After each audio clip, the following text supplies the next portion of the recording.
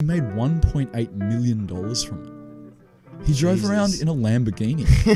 And he's like just a trance dude. Yeah. Right in the humdrum of COVID, with all the regulations and everything, we had, 400 or 500 people down the end of Botany Cemetery. And we had one literally in George Street cinemas. Oh, really? Could you imagine? Before the cinema was there? Whilst it was getting renovated, yeah. Right in the middle of the movie theatre. They just ripped out all the chairs. They had all the trusses for the sound systems because there's good sound systems in theatres, and off you go. Brought over a sneaky international, and everyone just packed it out and went wild and kind of semi-trashed the place. It was all right. Have another club there called The School, which is an active primary school, and you go there and they still have like the kids' paintings on the walls and stuff, and then there's nothing really going on that level. It's just a chill out smokers area, but then you go underneath and they've got this old World War II bomb shelter that they've converted into the club before you take a booking, especially at a big club. That system will test you because it'll be loud as fuck. There will be referencing going on left to right. You'll have early reflections coming off the floor, off the roof, off the walls to your side and behind you. It will distort things. It will make your ear sound weird. There could be latency in some speakers and not in your headphones. There's a lot of issues in there for you.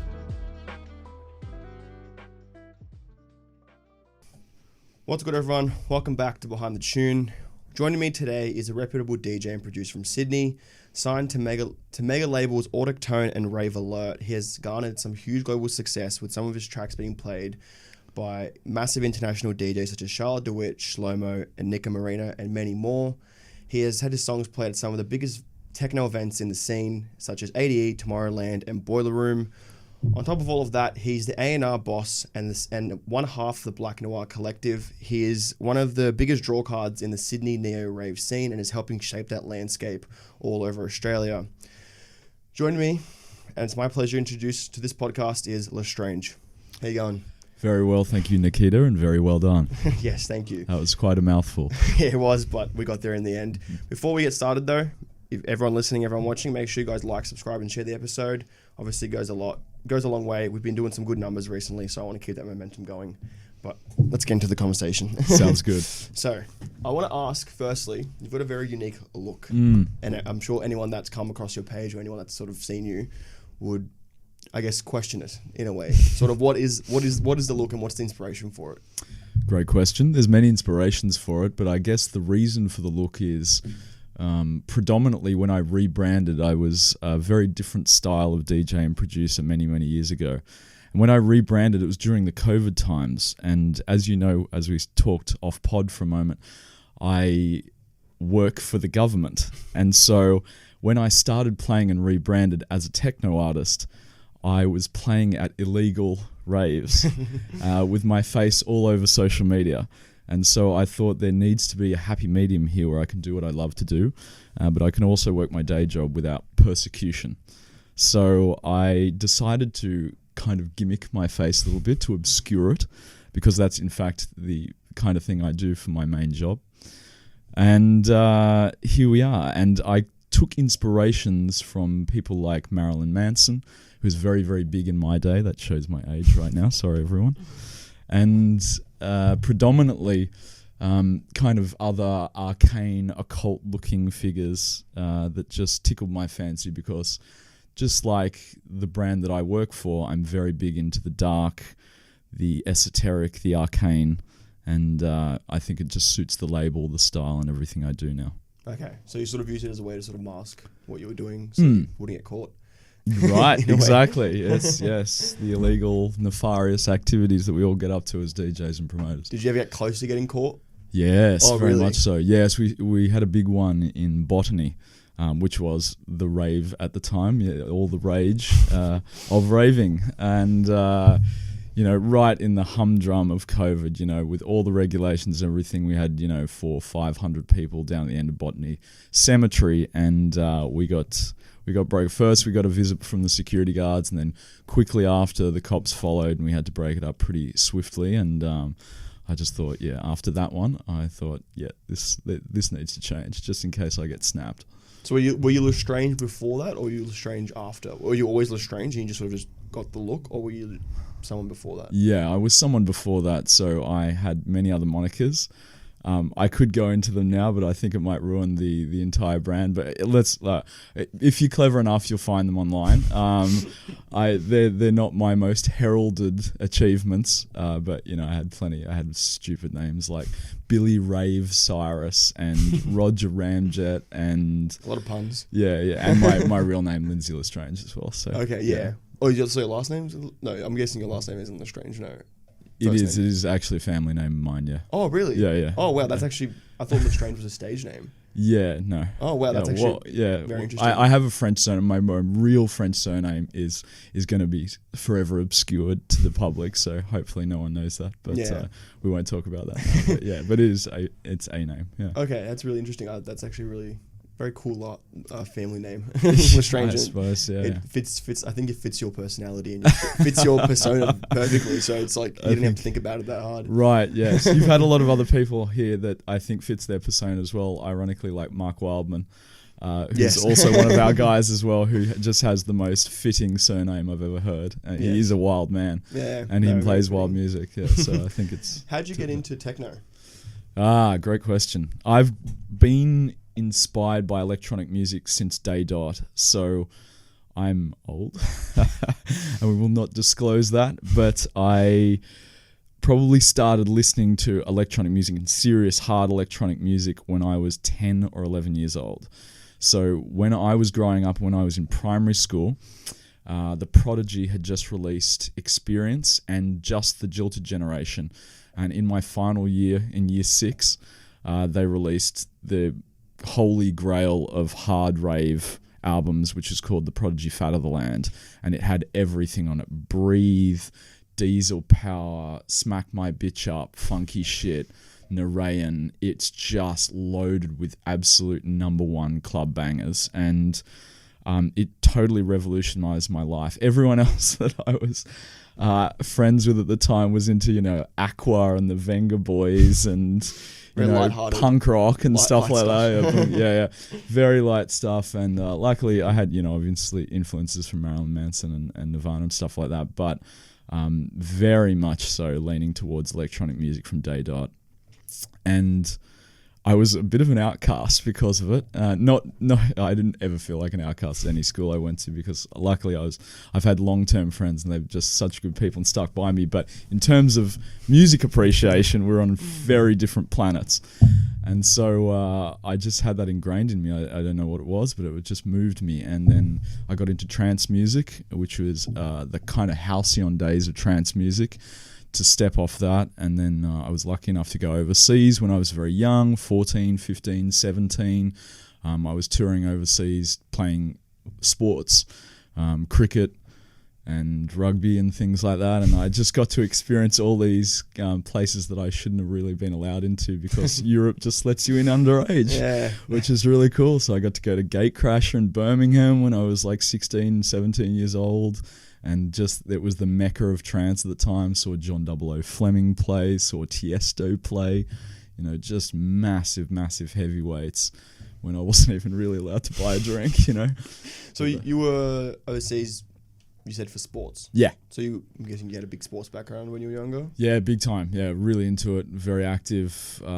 Dad was a good sportsman. I just kind of followed suit and just started, just getting messy, getting in the dirt when I was young, and not doing a lot of music stuff, funnily enough. Yeah, just listening to it. When was that transition from heavy sports to now DJing and being in the rave scene? Great question.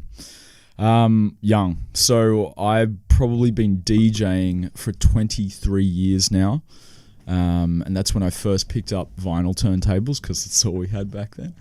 And starting flipping records with my friends. The earliest records I used to get into were early rave and early hardstyle. So, like the early stuff like Techno Boy and The Prophet and Zani and all that kind of stuff. All the godfathers of that early hardstyle scene.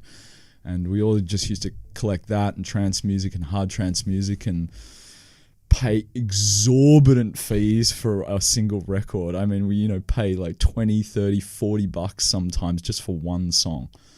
And so that's how we all had to operate. And I got my first club gig about 20 years ago in Sydney at the Icebox, which is now defunct.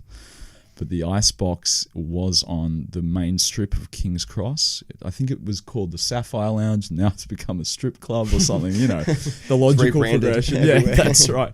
And then, but they were crazy. It was a mad place. It was a haven for kick-ons, prolific drug behavior, people getting absolutely wasted beyond all belief, a really, really inclusive atmosphere as well. People just going wild, sweating, the roof dripping with sweat, and people just throwing vinyl records, sometimes good, sometimes bad, and just everyone having a great time. So it was a real mecca for early rave in Sydney, I think. What was that called again? Sorry, the Icebox. The Icebox. Yeah, interesting. Yeah. I've never heard of it. I don't think you would. No, I think it's been gone for 18 years, maybe. Yeah. Okay, and that was one of the more, I guess, prestigious, or I say prestigious in a very lighthearted term, but yes, one of the more well-known sort of rave clubs back then in King's Cross. Yeah. I mean, it was infamous, I would say, notorious. Mm-hmm. There was a lot of other clubs that were much more prolific than that. Probably the best example of that would be Sublime, which took over Home Nightclub, but originally it was on Pitt Street, which is not far from here, and it was pretty cool there. I never got to see those days. I was slightly too young, and my fake ID didn't work at that particular club.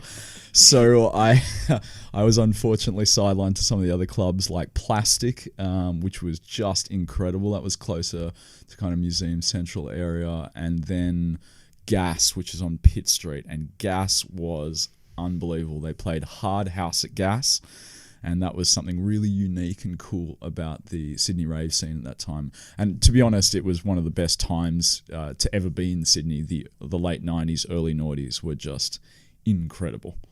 I mean, it would be hard to achieve that kind of success for clubbing in Australia again, I think. Yeah, I think you're right. Unfortunately, those days are behind us. Yes, we've been red taped.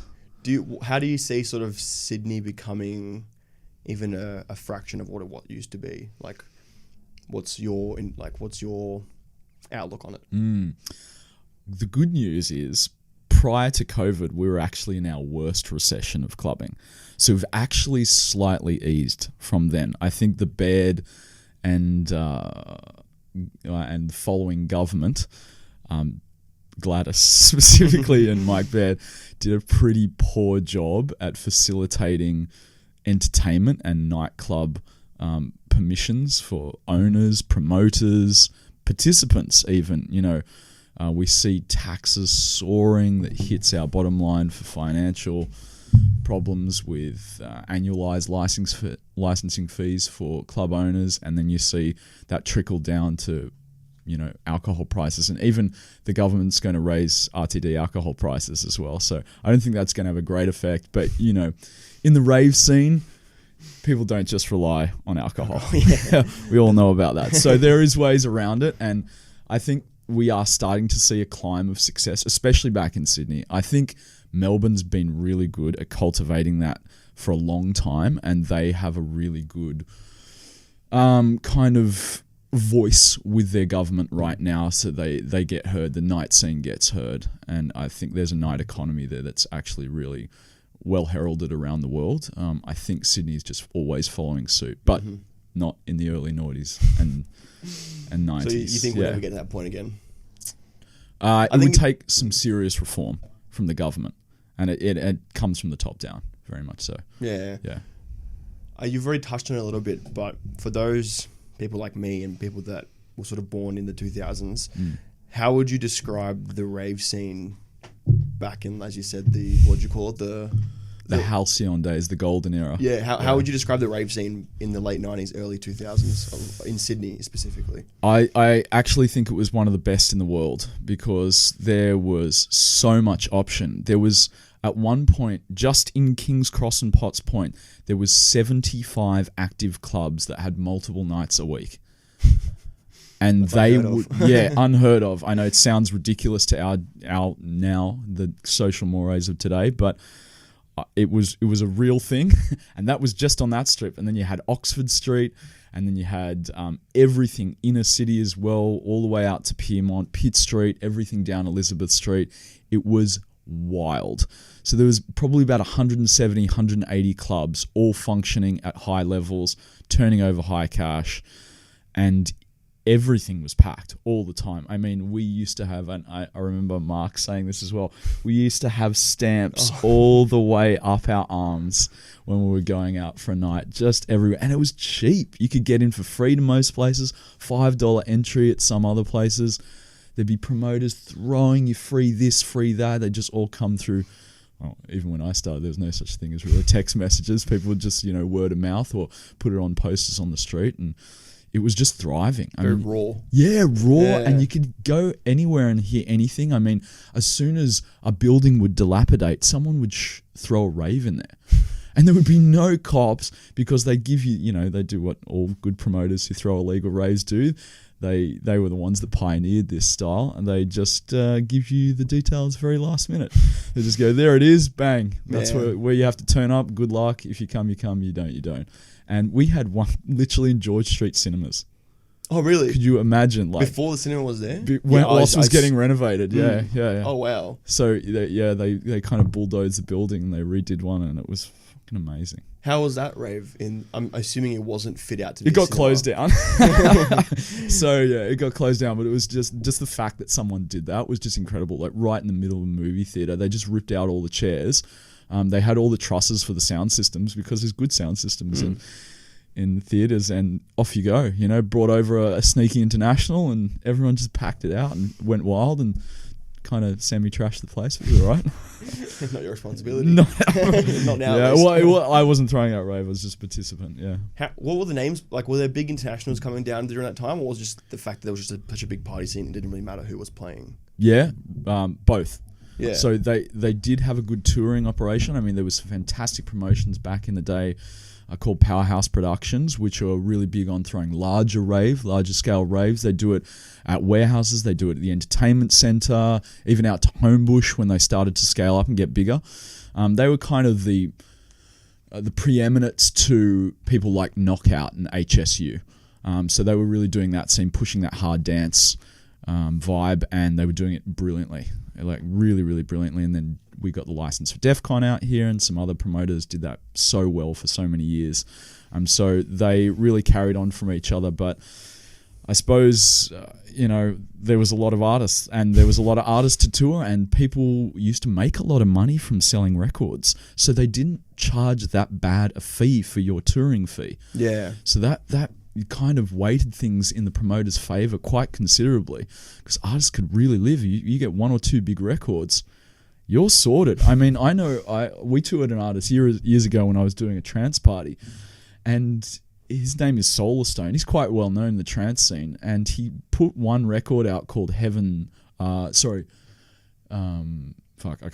Cities. That's right. He put out a record out called 7 Cities, and he made $1.8 million from it.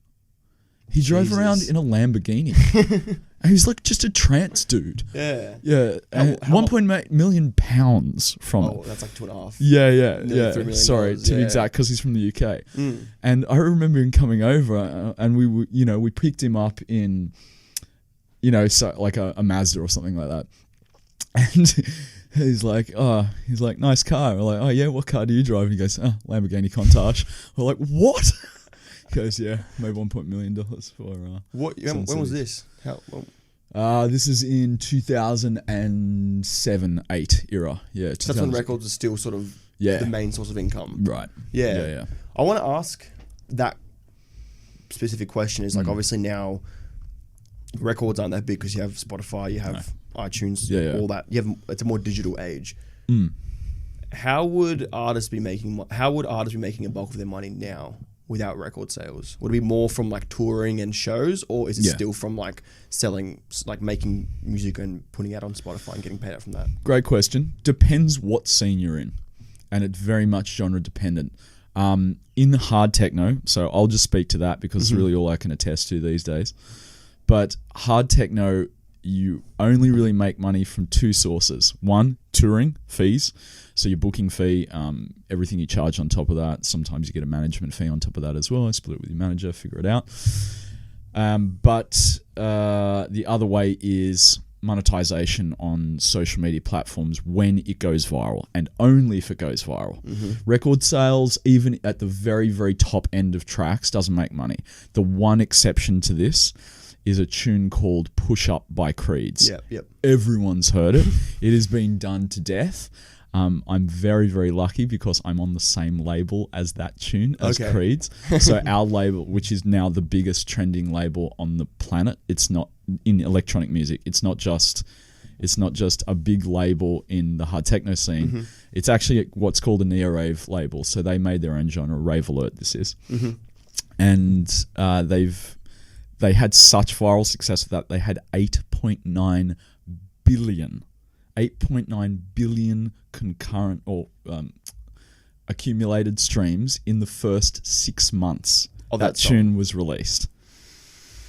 So I'm so lucky that I got on that label because it's super prestigious now. It's climbed all the way up. It's like the second grossing label in electronic music right now.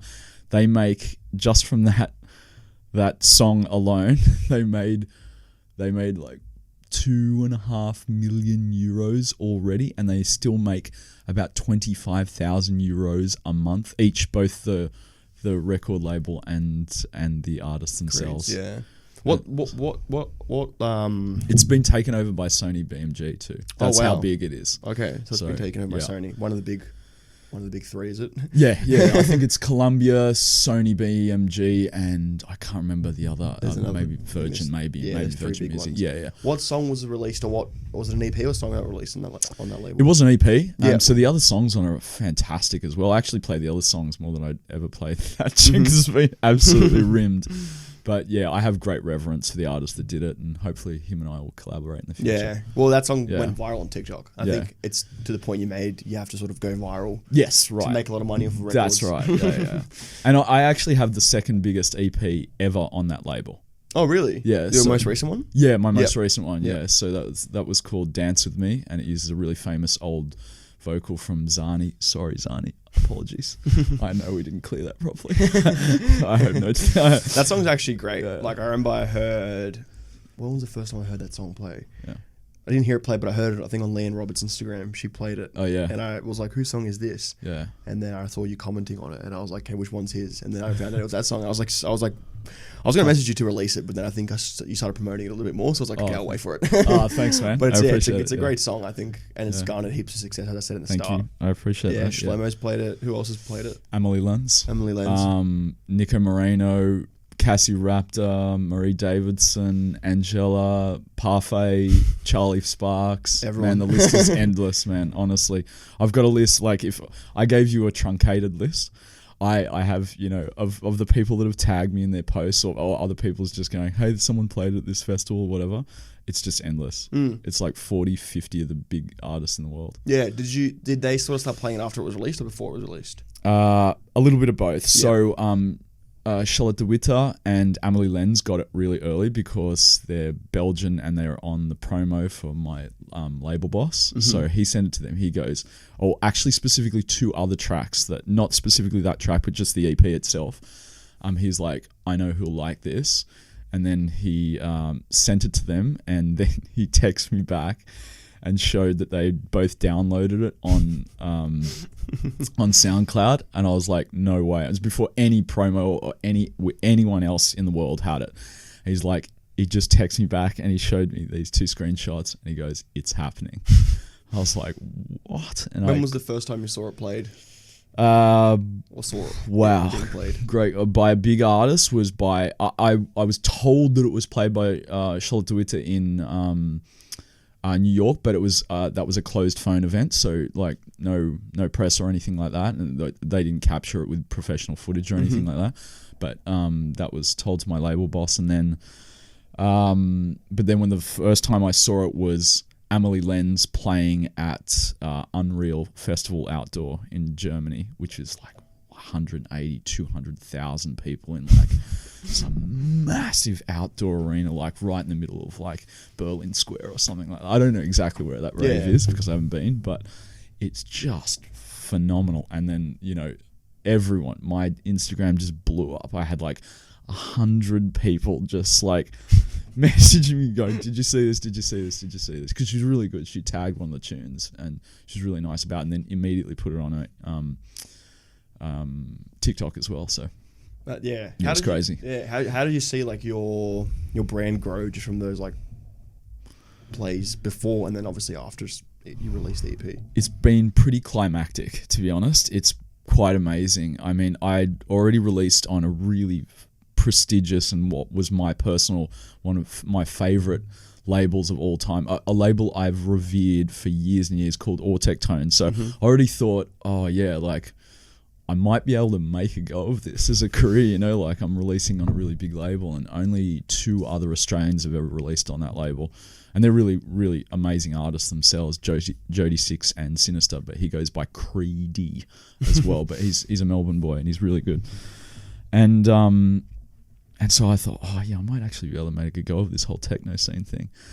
And then when I just saw it kind of blow up and it just transcended my career. I mean, I went from like 3,500 followers to the next month, 6.8 thousand followers, and then the next month, like 9,000 followers, and now we're at this month and I'm over 10,000 followers. So I just grow so dramatically. Wow. It's really crazy. Yeah. So, and it's just on repeat. Like I made a lot of money off that tune, to be fair, actually, even in record sales and monetization, which is crazy to think of because that's really hard to do in hard techno. Why is that? Just because it's such a niche genre, it doesn't usually go viral. So I wouldn't call my tune virality whatsoever. I'm not making $25,000 a month, I'll tell you that much. But it's you know, it's just so widespread, and we're still at the very, very top of like the world ranking. So I'm now ranked in the top 100 producers in the world in techno, hard techno, driving techno. Yeah, so like literally, I Hate Models and Charlie Sparks are lower than me on the world rankings. Like I'm ranked 74 and they are ranked like 80, 82. How are those rankings decided? By the proliferation of your like individual tracks, EPs, and how they get played, how they get added to people's carts, how much they're on people's other promo charts, how much people select them and preview them, how much it's played on other platforms, it's engaged by other platforms as well. So, wow.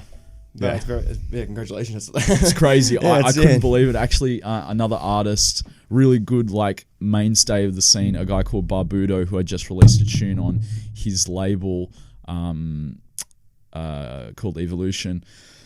He's a Sydney-based guy. Yeah, I've had Christian on. Oh, you've had Christian on? Oh, really cool. Yeah, awesome. Good. Sorry, Christian. I didn't watch it. Don't hate me. It was early on in the pod, so he's cool. He's a really lovely guy and a really, really hard worker, and is just such a mainstay in techno all around the world, actually. And he's been, you know, he's been a good promoter of me. And when that went out, I was just like, holy shit. You know, this is something incredible. Like, and then, yeah, where was I going with that? Sorry, I've just totally like.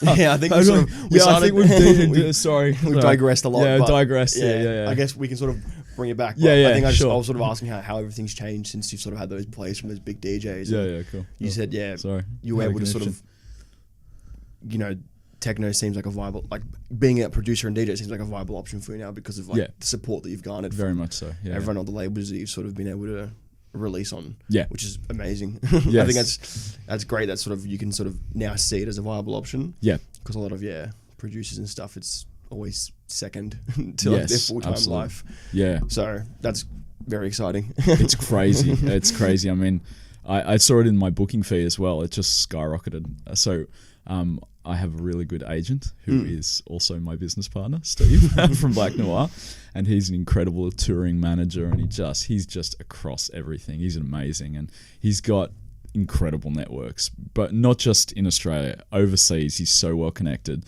So, and it's because he puts his ass on the line week in, week out. We tour big artists to a nightly event in tiny little old Sydney, from across the world, out the Flinders.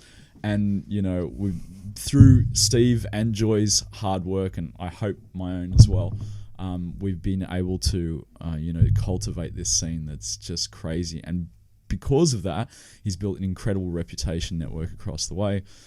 And he just makes my life so fucking easy because he's all over. He's such a hard worker that, bookings come up. He's just got his finger in all play. Oh, we got this. Do you want this? Here's this fee. We can go up on this fee.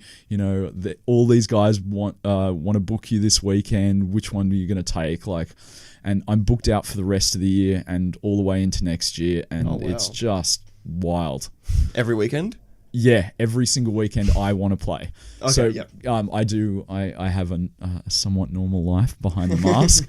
I do have a family, and a very new family actually. And we're discussing. Yeah, exactly. And so my wife is just incredibly understanding and facilitant of my career. So it's really lovely, and she loves the music too. Yeah, well, that's great. Yeah, that's awesome. Which is good. Did you guys meet through like a rave or?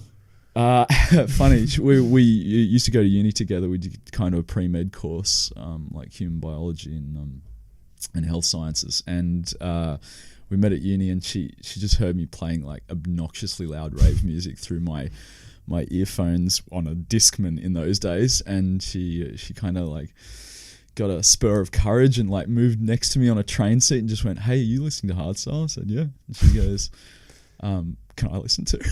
I was like, "Yeah, absolutely." It's like a 5 a.m. train from the Blue Mountains, like all like, raccoon-eyed, and we're just knackered, and yeah, she just cut straight through. And we've known each other ever since, but we didn't get together until later on in the piece. Okay, which is nice. Very nice. Yeah. You get connected through. Yeah, but connected through like early hardstyle, which is kind of what neo-rave is now. Yeah, that's amazing. Yeah. I think it's a fairy tale. It has been an incredible fairy tale. Yeah, it really has been, and yeah, we're very lucky to have a family together now. And she's a great supporter.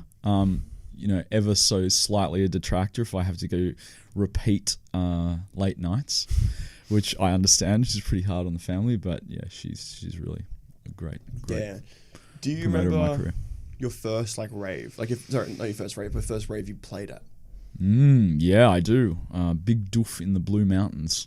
Is that where you grew up? Yeah, I did grow up in the Blue Mountains. So I was born down here in Bronte area, and lived there for a while, and then grew up, did schooling in the Blue Mountains, and just got into, as I said, early rave and trance music, and psytrance is obviously big in the Doof community, so I dabbled at that too, and got my first gig playing psytrance at a party called Heater.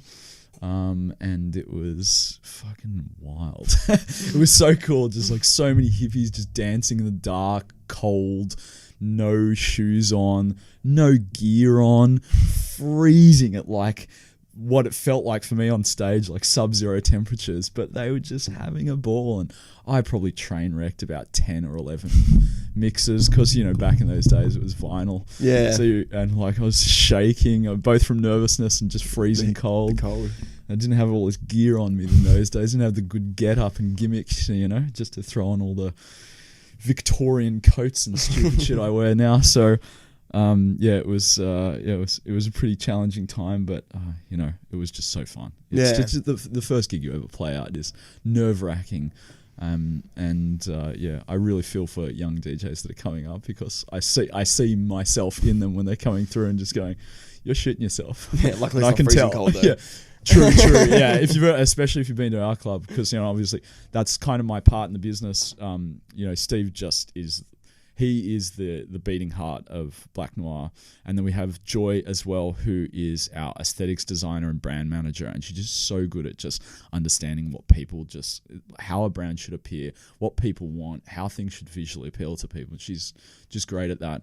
She's getting into the kind of the talent management side of things now too, but that's my predominant job and role in the business. So I look for all young talent, new artists, and also, I'm an audio engineer by trade as well. I did my postgraduate in audio engineering, electronic music production, and I used to teach at SAE as well. And from that now, I've really streamlined that into that. That's kind of my niche, and that's what I look. So anything audio based is what I look for. And so because I'm an audiophile, I'm both conscious of having a really, really good quality sound, both in the actual schematics and instruments that we use in the club, but also from the DJs and the talent that I book. And then also I want that to kind of translate to also kind of remembering to be humble, and that some people are giving this their first shot or second shot or third shot, and they're quite nervous, and I need to be quite understanding for some people that are coming with the talent. But Steve and I, we really like to raise a high bar and keep a high bar there, because standard, very high standard. Yeah. So you got to be on point with our sound first of all. And then second of all, you've got to be technically fairly sound as well.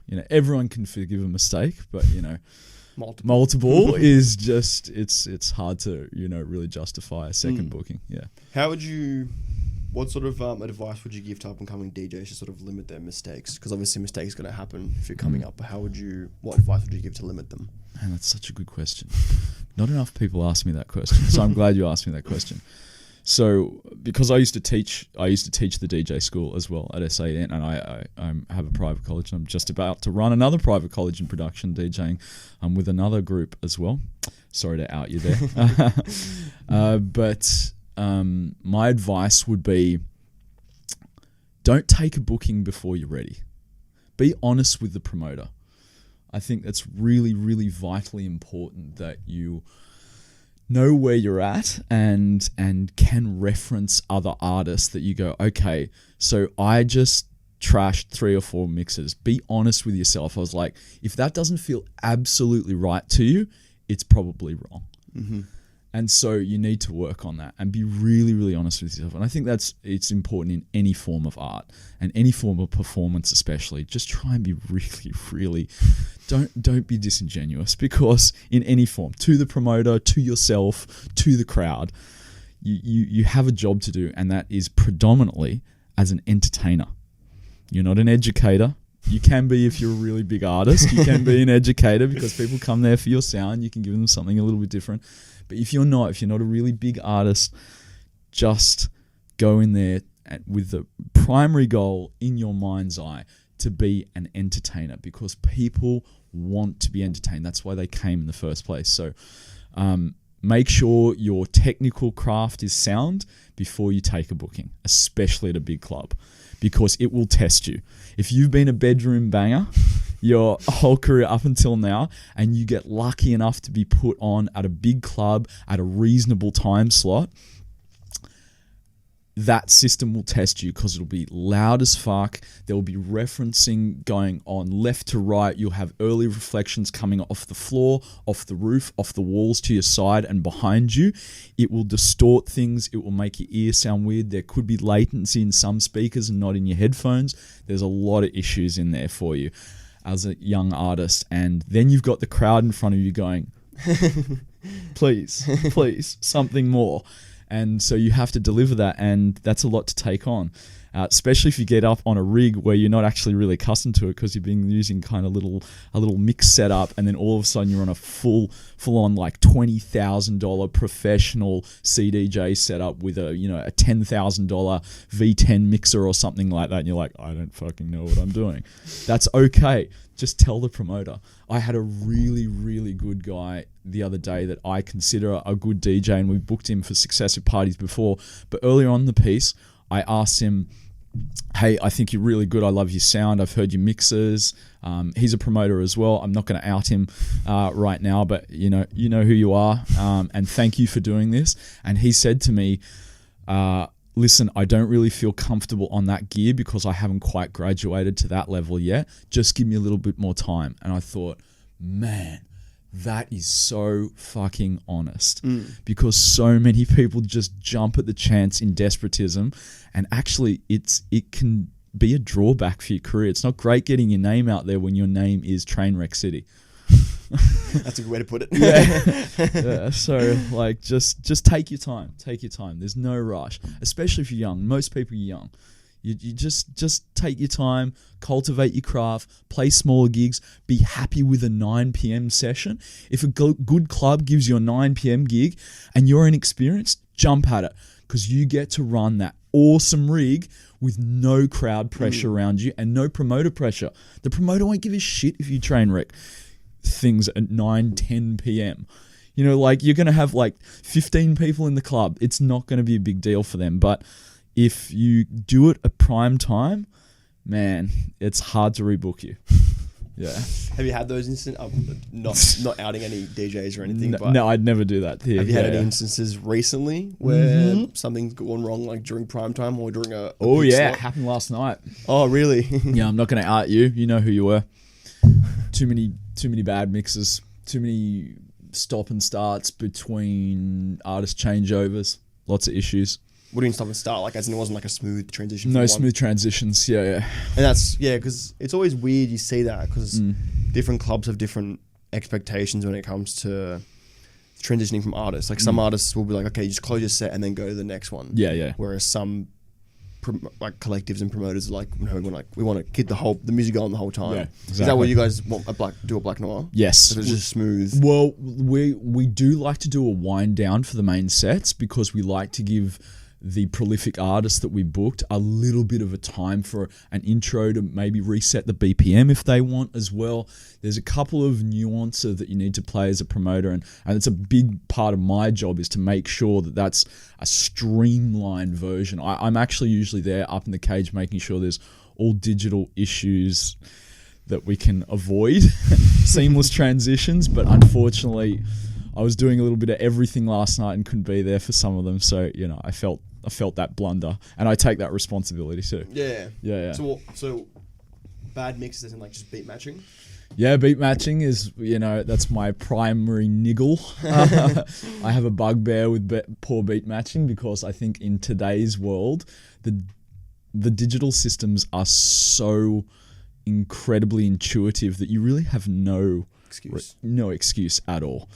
You have a visual representation, you have an audible representation, you have a countenance representation on the tempo.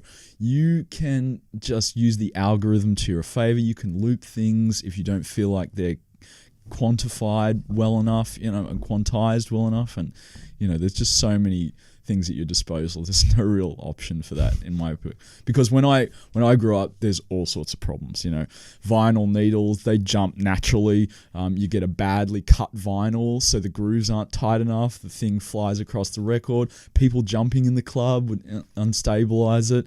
Vinyl needles would break down. Belt drives would fail. All sorts of stuff. Mid-set, you just got to be, and then your vinyls would warp if you kept them too close to the speaker and they heated up. Oh, wow. Yeah, so you had to be aware of all these things.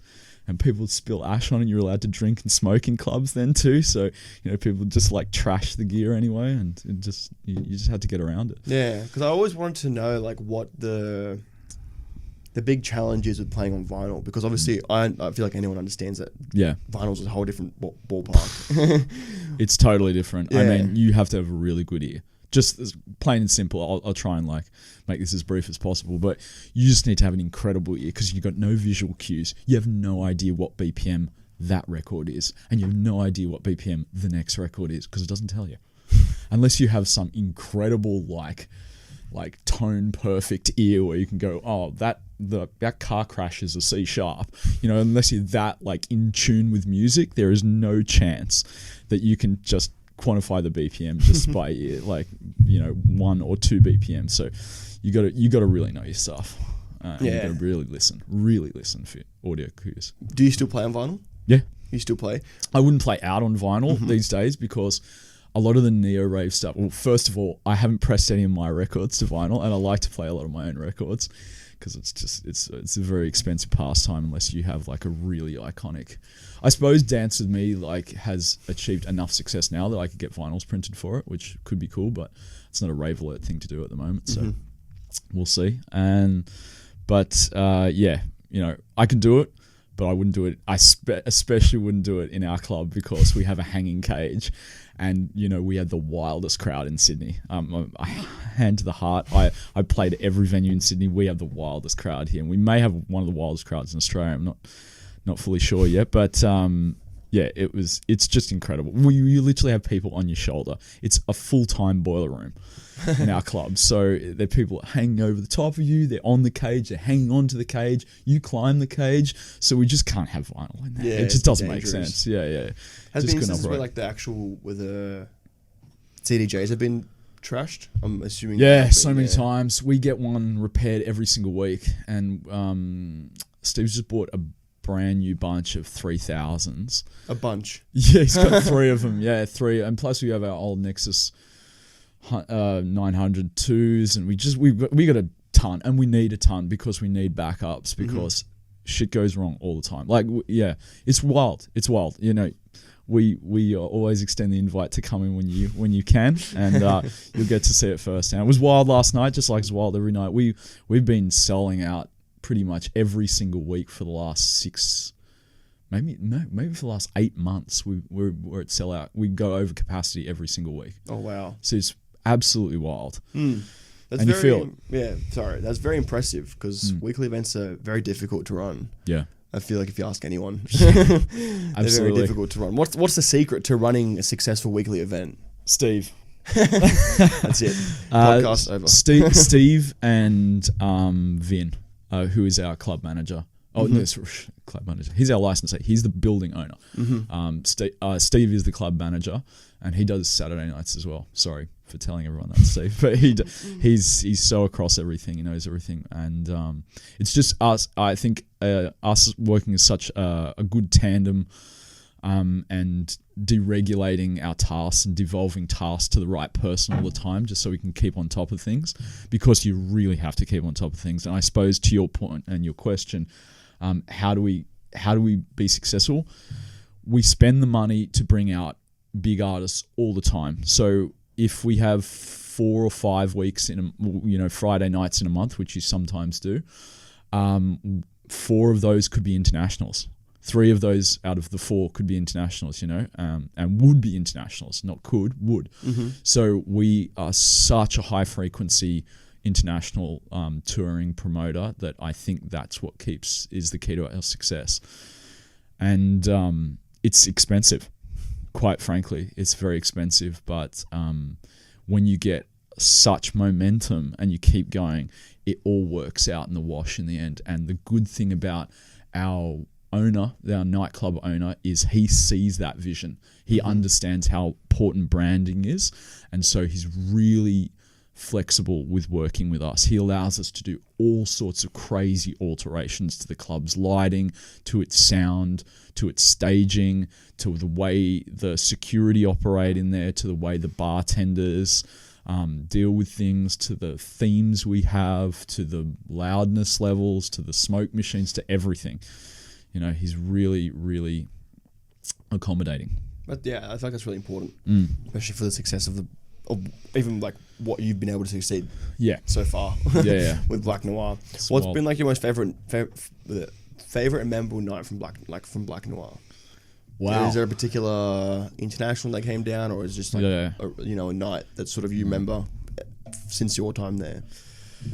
There's been quite a few. I'll mention some of them briefly, and I'll go into details about others. So my favourite artist so far who has played at Black Noir, who I thought played the best set I've ever seen, was Leanne Roberts. She is a freak of nature. She plays so technically perfect with such energy. I could only imagine her heart rate's about 185 when she's in the cage. She's dancing, she's mixing so quickly. She's got 4 decks on the trot at once. and she's just she's a tour de force. I've never seen such energy out of a person like that. Other couple well noted in that category of brilliance, Cassie Raptor, Vera Grace that we had recently, Kanda, Cynthia Spearing, just like next level brilliance. Svetek, just incredible. So all incredibly memorable nights for me. One very personally memorable night for me was when I did LeStrange open to close. And we sold out for it. Oh, wow. So you're the only one playing the whole night. So I did a little bit differently because I didn't want to kind of be a dick about it, to be fair. I'm like, it's just me. And then I was like, I really don't have that kind of music to like go all the way in the night. And I was like, I'm going to need to go to the toilet at some point too. So the way I did it is I just, I had back-to-backs with everyone all night. So it was me on the whole night, but then I'd go back-to-back with every other DJ. Like local artists? Yeah, local artists, and just really, really good artists that I heavily respected in the scene that I thought, they've done so much, they've cultivated, they just deserve a big sellout show, and I put them on, and they were all fantastic, and they did their job perfectly, and they just made it such a memorable night for me because it was one of the... I just signed another record to Autech Tone, and so we did it as kind of another EP release, and that was the very first show that I really, like, as my techno artist, just felt like, holy shit, people all they came to see me, and they came to support these other amazing artists that I put together on the lineup, and I was just so incredibly thankful for the scene and the community we built, and they gave it back to us, and we just had this packed house, and it was just crazy. What's the capacity of the Flinders for Black Noir bin? It's actually only 270. Oh wow, okay. But it feels like a lot more because it's a tiny venue. Legally, but we always oversell it. So we oversell it. I'm not going to say how much by because I don't want to get us in trouble. Yeah, but yeah. It'd feel like a lot in that venue because I've never been there, but I've heard stories. It's a very compact. It is. It's compact and it's multi-level, which I think is what attributes to its very rare and unique and enjoyable framework for a club. It's just, there's nothing else like it. I've never played anything else like it anywhere else around the joint. So, where have you been able to play? Have you played anything international, or are you just Australia at the moment? Yeah, I'm just for this project, just Australia only. But as LeStrange. Yeah, I haven't played internationally as LeStrange yet, so that's coming up next year. Ooh, interesting. Yeah. Is that already like signed? There's already dates we're putting out right now, and it's going to be really good. But obviously, I'm going to go over in summer season there because that's when everything kicks off. So we're just putting everything out now, and it should be exciting. Is it 20 or 30 dates in? Oh wow, yeah, that's a lot of dates overseas. Yeah, in Europe, or is it all Europe? All Europe. Oh wow, that's very exciting. Is that like a tour, or are you just getting signed? Just just all independent parties. Yeah. Wow. Obviously, it's going to be a tour. Yeah, for me, it's going to be a tour for you. But no, not a tour managed by a certain company over there. No. Wow. Just independent dates everywhere. That's very exciting. Different booking agencies. Yeah. Is that like all in one go, or are you going to sort of come back and go again? I don't know yet. You don't know? It depends on my family. Trying situation. to get as much detail as possible for everyone listening. Yeah. I don't know, just purely because I have a young family. Yeah. So I got to do the right thing by them. No, of course, yeah. But that's exciting that you get to play international next year. Yeah, very, very cool. Yeah, what's like your dream venue? I'm sure you've sort of already got some, I'm guessing, in that 20 to 30 dates, but what's your dream venue in Europe that you want to play at? Great question. Bucket list venue. The absolute bucket list for me, and I think what would suit my sound the best would be the Junkyard in Dortmund. It's like Black Noir on a macro level.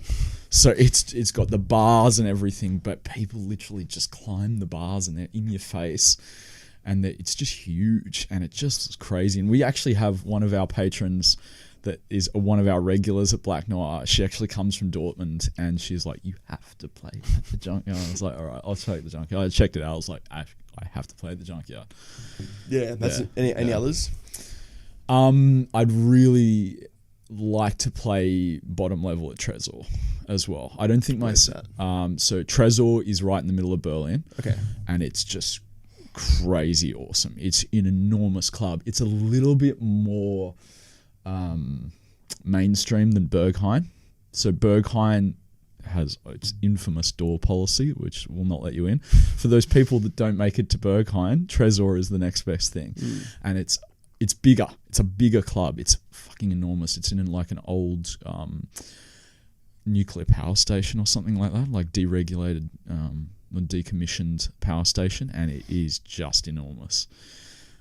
So yeah, I'd love to play main floor there. That would be something else.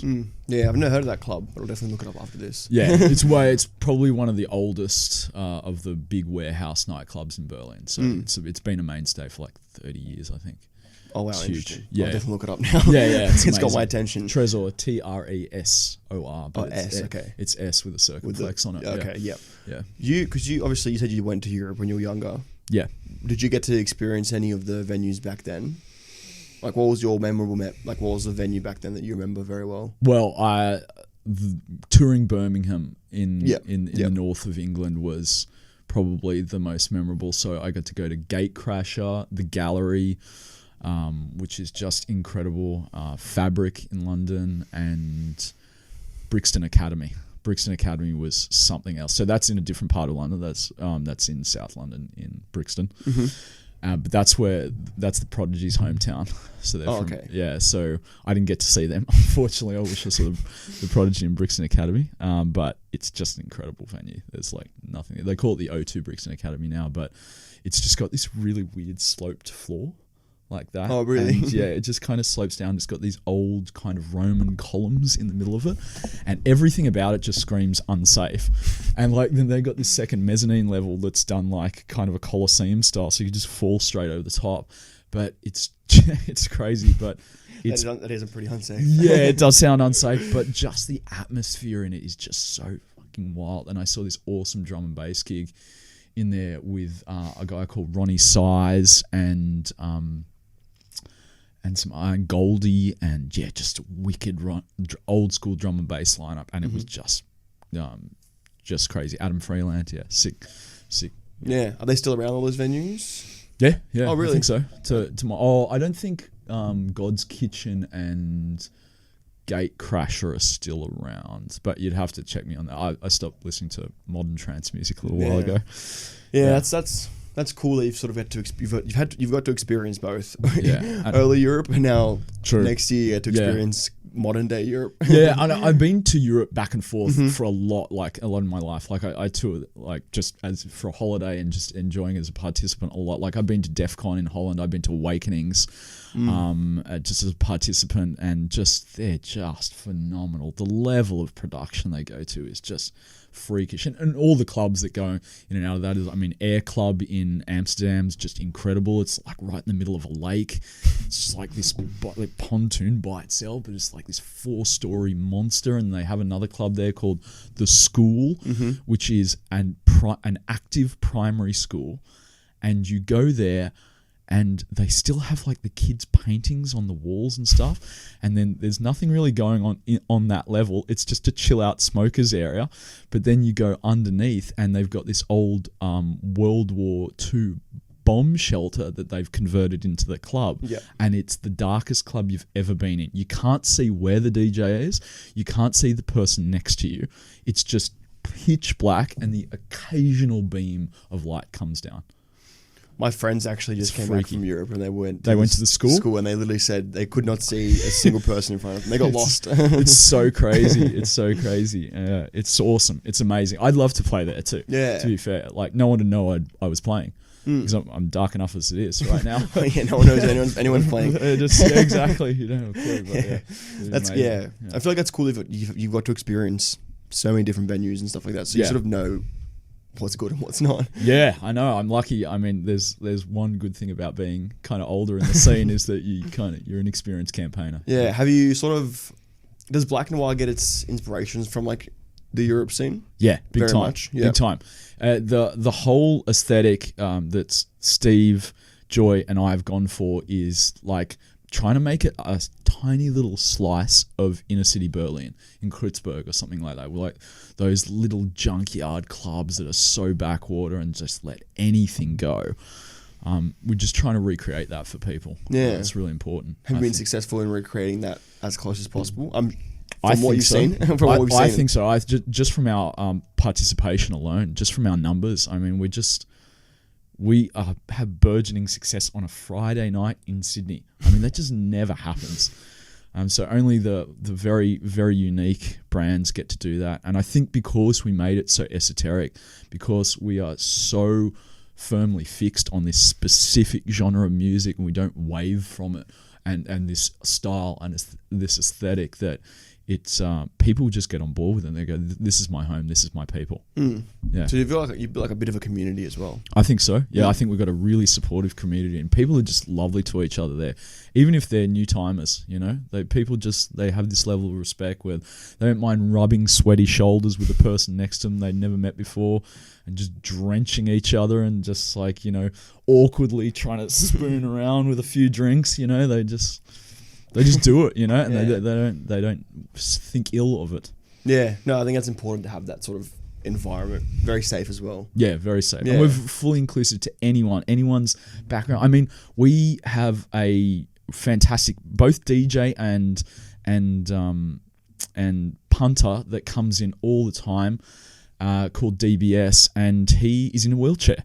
Oh. And we try our best to get him as close to the front as possible and just facilitate, make sure things are good for him and he has a good experience. And he actually played a banging closing set for us not so long ago. Oh, really? Yeah, so we got him in there and he actually, showed us all who's boss. It was really good. So, we want to make sure that anyone from any place in this universe can come there and feel safe and enjoyable. We really want the fun aspect to be titillating. Yeah, I think I got that from Steve as well.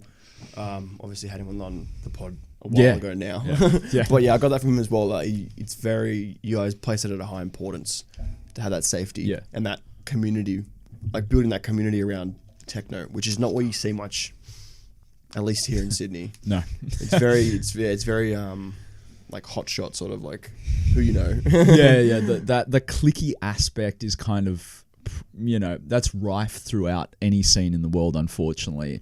And there's always going to be promoters that just put on their mates because they're their mates. And there's no meritocracy to it, which is kind of irritating. And I feel for a lot of young artists because of that, because they may be a better DJ, but it's that kind of network connection that really gives you the level up. But I think all of us at Black Noir are trying to disseminate that quite a lot. I mean, a big thing about what I do is I have my little scouts that go out to your shot and stuff like that, and they report back to me and they give me demos. I get like 50 odd demos a fortnight, whether it be production demos or whether it be mixes that people send in to me, and just because we run a label too. Black Noir is a label. I'm the A&R boss for that, and I want to get into that. We still have time, but we'll get into that. We've sort of been talking about the whole rave scene and stuff. We're getting right into it. Yeah, cool. Yeah, how are we going for time? No, we're good. Yeah, good. Don't worry about time. And then, because of that, we're trying to be cognizant that we don't want to just put on the same DJs all the time. Like, we're really, really advocating new people in the scene all the time. So if you are out there and you think you play good dark hard techno at a certain high BPM, like 140 and above, I want to hear stuff. Send it through to me. I know I'm inundated right now, so please bear with me. I will get back to you. But if you think you deserve a shot and you think you can play on a main stage, you send it through to me and I'll make that judgment for you. And I'm pretty crucifying. I'll be really honest with you. I'll give you good feedback to work on. I hope that not too harsh a criticism, but otherwise, I'm really, really, really keen to push new artists. And if you do well for us, you will get a great time slot the next week you play for us. Yeah. Very good. Yeah, exactly. I guess talking to like your A&R sort of role within Black Noir. A&R stands for artists and repertoire manager. It's a really old term. Yeah. So what's like the modern day equivalent of that term? Label boss. Label boss. Yeah. Yeah, label boss. Okay, So, we'll stick to label boss. yeah, we will. Yeah, Sounds cool. more badass as well. Yeah, I suppose it does. I don't try and be so self-aggrandizing all the time. I think my get-up usually does that by itself, but yeah. Yeah. What's like your, I guess, how'd you get into that sort of side of music? Started producing music, and then people said it's really good. I want it on my label. And I said, okay, I'll put it on your label then. They signed it, and then it was successful. And then people like Steve were like, I run a label too. Can you help me? And I said, yes. And he's like, I don't know what I'm doing at all. Can you do it? I was like, yes, I can. Okay, So that's how I got to it. Has Black Noir had any releases? Yeah, we've had Viscera. We're having No Flare, Quasars have all released EPs with us. And then we got a massive VA that's just gone out for promo right now with some of the best artists we have in Sydney, Melbourne, and actually a couple in the UK as well. Previously Australian born, because this one was all about Australian born. I have a lot of big artists that want to be on our next one from around the world. But this one was very Australian focused. Some of them I want to give a mention to right now because I just think they're so good. They just deserve people looking into them. Luckily, you've had a lot on the podcast already. So one of the biggest ones that I think that are just going to go so well are Primitive. So they're two guys. They come from the hard dance scene and they are just killing it. They got a new tune that's being rimmed right now by 9x9. And it's just incredible. And they gave us arguably, I reckon, one of their best tunes they've ever produced. And it's out on our label and it will be out for release end of this month. Yeah, end of this month. What's it called? Their tune for us is State of Consciousness. Okay. Yeah, and it's fucking banging. I played it a lot at different venues all around Australia already, and it's fucking pumps. It's really good. It's exciting.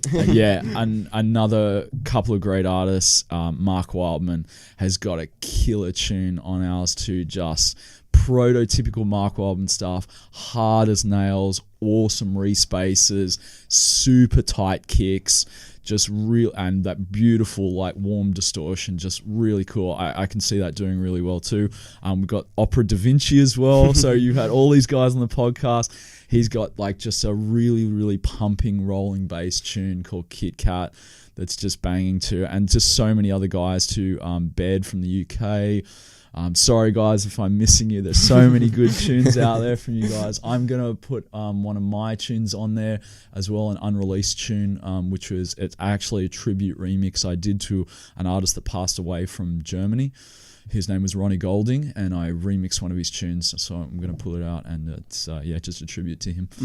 Very nice. Yeah, very nice. He was the resident at Kit Kat. Oh yes, everyone knows Kit Kat. Everyone knows Kit Kat. Yeah, so he was the resident at Kit Kat, and the long-term resident at Kit Kat, not just Stella Bossy, but him as well. Oh wow, interesting. So we unfortunately passed away untimely. So wow. Okay. Well, old friend. Yeah, he's a friend of yours as well. I was a friend of his friend Ben Manson. He comes from Sydney, and he was his production partner on this tune. So, oh wow. Yeah. Okay. Yeah, very nice. Should be good when it comes out. When's that coming out? End of this month. So so it's already out for promo right now. All the big artists have got a copy of it. So it's going around circulation. You know, people like Leanne Roberts has got a copy of it. Lucas Mounier, Tom, like just fucking huge hard techno artists. So they're all doing the scenes and they're doing their downloads. So we're allowing them a period of time before we upload to distribution. Okay. Great. So that's generally what you do in album releases. Yeah. Okay. Yeah. And as an A&R, a label boss or A&R boss, either. What do you look for in a submission? I like that question too. What do you look for? Sorry, I want to. Yeah. Because there's two parts in it, obviously. What do you look for in a submission of a track? And what do you look for in a submission of a mix? Yeah, great question. I'll take the track first because it'll be less translatable to the audience because it's very esoteric stuff. And to you too, because I know you're not a producer, so we'll just nip this in the bud. But as a track, I look for sonics, so it needs to be loud enough and sonically quality for replay. So it needs to work on streaming platforms, but more so it needs to work in a club environment. So your kick and bass need to be of a professional quality. And that's the one thing I see of all young producers or new producers, is that they don't ever quite nail the levels in their kick and bass and where it needs to be. The clarity, the warmth, the presence in the track.